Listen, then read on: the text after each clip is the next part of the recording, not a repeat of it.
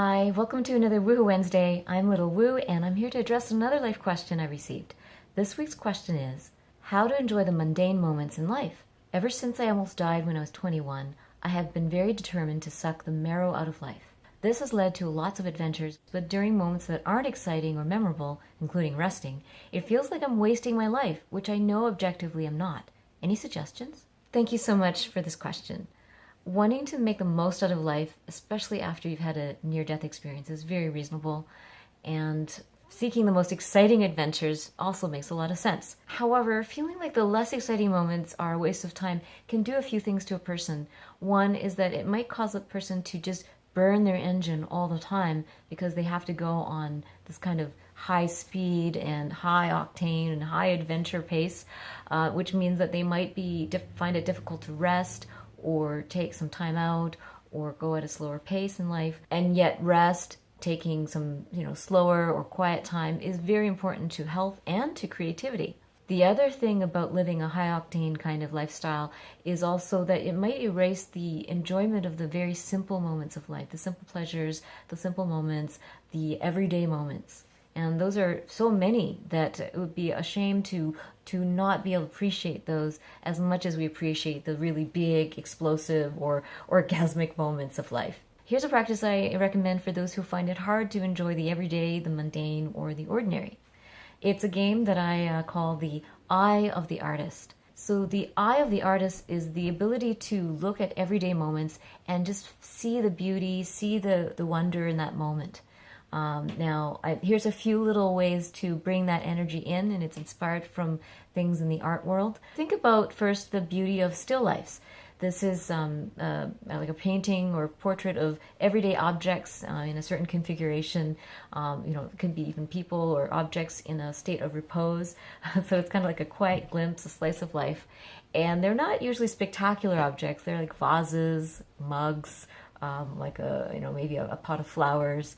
And that ordinariness, the ordinary nature of these objects placed in that configuration and painted is kind of a statement of the beauty of everyday things. And so still lifes are a little bit an ode to that way of seeing the world. So that you can maybe get your inspiration by looking at things like they're all a still life.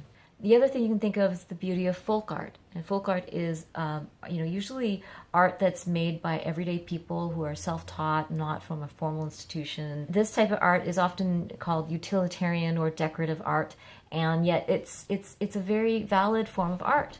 Made by everyday people about everyday things and everyday moments. And so that folk art mentality and aesthetic can be something that, can find the whimsical or the wonder of the everyday in that kind of art as well. So that's another way to kind of embed that artistic eye. The third artistic inspiration can be from the idea of the found object, or in French, the objet trouvé. And I'd like to make a play on words with that and maybe coin the moment trouvé. And so that is the found moment. And so these are those kind of everyday moments that can be displayed as art, which is what the found object movement was about, where artists started to take everyday objects and put them on pedestals or put them in frames or put them in art exhibits and say, this is art. You might have heard about Marcel Duchamp's urinal piece. It was like this urinal put on a pedestal and called art, and it was very controversial at its time, very shocking. Yet it was now considered one of the most influential art pieces of the 20th century. And so that kind of changing the idea of art, what art is actually part of this practice of the found moment that I'm suggesting, where you take this moment, this everyday moment, and you see it as, this moment is beautiful or meaningful in its own way. Because often the most quiet, unexciting moments is where incubation happens. Ideas are percolating, philosophies are forming, inspiration is coming, and we need those moments, those quiet rests in between the notes, just like in music. That contrast between the exciting and the boring creates this beautiful crispness to our lives. The fourth art inspiration is from photography, where the photographer's work, because they are capturing life through their lens, is very much a great analogy for the ability to see the beauty in the mundane or see beauty where others may not see it. And so if you look through that photographer's eyes and say, in this moment, where is the beauty that I can capture with my memory and with my perception? Maybe you don't have a camera right there, or that could even be a fun game to, to take pictures of even the most utilitarian or everyday moments. One of the techniques that a lot of people like to use is to take the color away from a color photo and turn it into sepia tones or black and white, and somehow the starkness of the black and white brings a certain poetry to the moment, a poignancy. And so maybe even that could be a fun game where you just kind of look around at your surroundings and at this moment, and if you were to imagine it as a photograph, how would that change your perception of that moment? How would you capture the poetry of that quiet or simple moment?